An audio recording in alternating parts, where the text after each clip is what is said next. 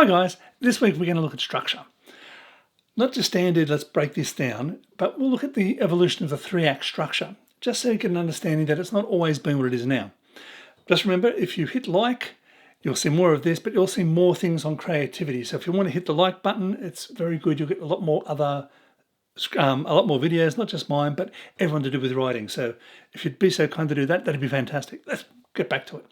So your first act is 25%. That's what modern thinking is. The second act is about 50%, the bulk of your story. And the third act is 25% wrap it up. So it's like the start, middle, end. That is the standard story. And then people break that second act up into two halves. First half like A, 2A and 2B, based on the idea that around the middle of the film there should be a change. There should be a twist. Some people say it'll be a reversal. It'll be all these different words. And I'm not a hard believer on that you have to hit certain things at certain times. But traditionally, you've told a lot of story and you've been doing all your setup, and then you're going to start to pay things off. So it just sort of naturally falls into that. But this hasn't always been that way. Go back and watch things from the 30s and the 40s. Something like maybe Arsenic and Old Lace is a fantastic film. Cary Grant, he's dating this girl and he lives with his two elderly aunts, I think, or she lives with he lives with his elderly aunts, and Bertie, which I think is a cousin, and he's a bit insane, but these lovely two old people, and they get boarders in, or he's looking after them, and they get male lodgers in.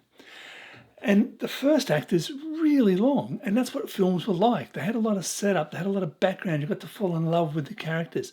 So it wasn't 25%, it's more like 30 or 40% of Arsenic and Old Lace. And old films had really big first acts because that's what people liked. They liked getting involved, they liked sitting with the characters, beginning to learn what's going to happen to them. Oh, this is going to be exciting, I wonder what's going to happen. And then Arsenic and Old Lace, he's got his old maiden aunts, he's looking after them. And then suddenly he finds out they're serial killers. It's a very hilarious movie. There's no spoilers in this. It's things like ancient. And mad old uncle, cousin Bertie, is burying him in the basement because he thinks he's digging the Panama Canal. So he's always running around the house going, Panama! Go watch it. It's very good. But we don't get this turn of events until well into the film when suddenly, and he's trying to get them into a nursing home now so they'll stop killing people so he can still off and marry this woman that he loves, which was the setup. But massive first act. And then we started getting into the 70s were more of the standard three-act structure as we see it now. But then we got to the 80s. So we've got Arnold Schwarzenegger, the Commando films. You've got Rocky as Cobra. You've got all these high impact action films. The B film of like the 40s and the 50s, which were those action films that were just sitting off to one side, have suddenly become the A films. Maybe it's because there was a younger audience. It's a bit like music was for older people until rock and roll came around. So a younger audience started going to the movies. People were letting their kids go out by themselves. So these sorts of movies were becoming massive. And we had the start of the video market, which was consumed at home. So action films became very, very popular. And the one hallmark of those action films are incredibly short first acts. Sometimes you'll start in the second act and you'll learn about the character in the second act. Sometimes it doesn't even matter. Like a movie like Commando, you take my kids, they're going around, I'm going to kill you all. That is then Liam Neeson's taken in later life. But those sorts of action films, and back then it was like, get to the action, get to the action, get to the action as fast as you can, as fast as you can. The first act, let's start with the second act. And action, action, action. That's what people are paying their money for. This big second act with lots of set pieces. So it was a different structure. Then it wasn't 25% of the film that would have been considered a slow setup. It is smaller. Halloween, one of my favourite films. The setup for that is incredibly, I think it's in the opening credits. Michael, small kid, goes around killing people. And then you've got a little bit of more setup. And then bang, we're into the slasher for a big long stretch of the film. And the other thing about those, they had very small third acts. They were nearly nothing. Halloween, if I remember rightly, I haven't seen it 25, 30 years, is a very short third act. And Hitchcock was the short third act guy and the short first act guy. First acts were, if we look at Psycho for an example, He got Janet Leigh going. She's done the bank robbery. She's got a thing for money. That the MacGuffin. We've got the story started with the bag full of money. She's driving along, and it's all very, very good, very exciting. And then bang, she's dead. It could be near the end of the first act that we kill off the main character, and then we've got the second act, and the third act is bang, really small. Once it's over, it's over. The cops talk about it for a few minutes. You see the car getting pulled out of the swamp. They're sitting around going, "What happened?" Yeah, done. Not South by Southwest. That's a conference. North by Northwest, same thing. Very, very short third act. Hitchcock had very short third acts. So those sorts of films were set differently. The thrillers, the birds, they basically walked out. Lots of good pictures, but once it was over, it was over. So it hasn't always been 25, 50, 25. Those can move. So you should think about that as well. How they move. Now, other things that are inherent in stories are character arcs. So there's two sorts of arcs, and I've discussed that earlier. I'll probably put some links below.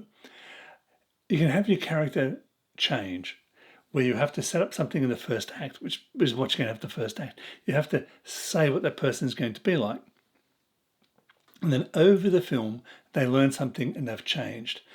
I tend not to have people change. I tend to have them learn something or change their opinion, but not go from being a horrible person to being a great person.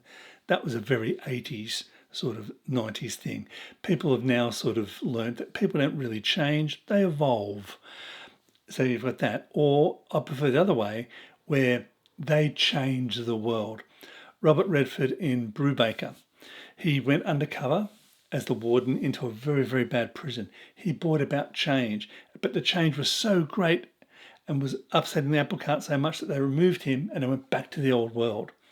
He didn't change. He nearly got change, but it didn't quite come off. That's a tragedy. So now we look at tragedies. Tragedies have specific things within them. They don't follow a standard character arc.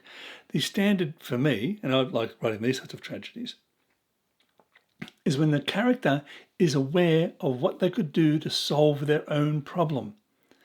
But something in them, a flaw, arrogance, they're looking at the wrong thing and they're pursuing the wrong goal. And the entire time the problem's here, but they just don't address it, and that becomes their undoing.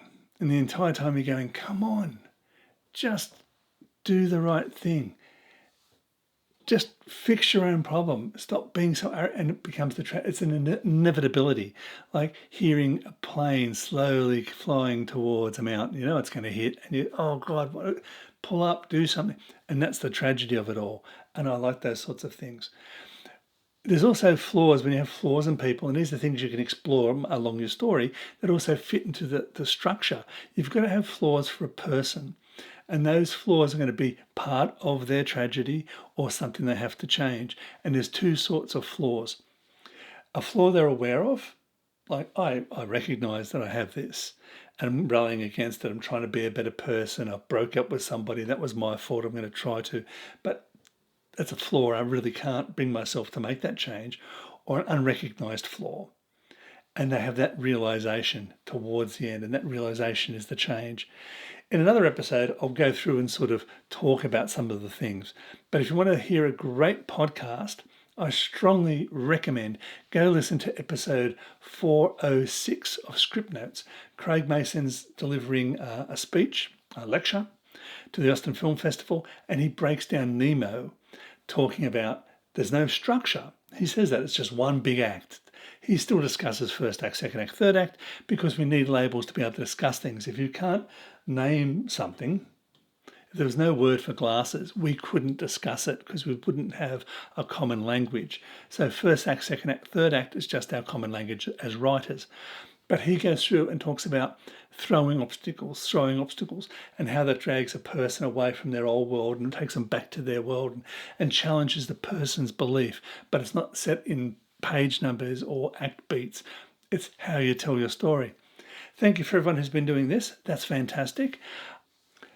Tom left a comment, and it was a massive comment.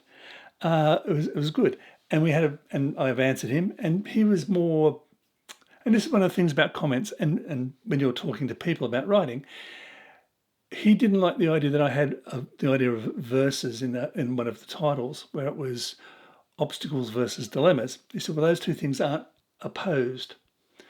And for me, it was, and he made some very good points. And he went on to discuss a great deal of structure and technical talk in his comments. So thank you, Tom. For me, though, it's like saying aeroplanes versus bricks. There are some aspects of an aeroplane and a brick that overlap. Like, how good do they fly? Planes fly really good. Bricks don't fly at all. So we can assess those two things. But it's interesting, and this is the point I'm saying about the acts, that me and Tom had to establish that idea, that thing. He disagreed with my taxonomy of language in that. Okay, guys, thank you. And until next time, keep writing. Bye.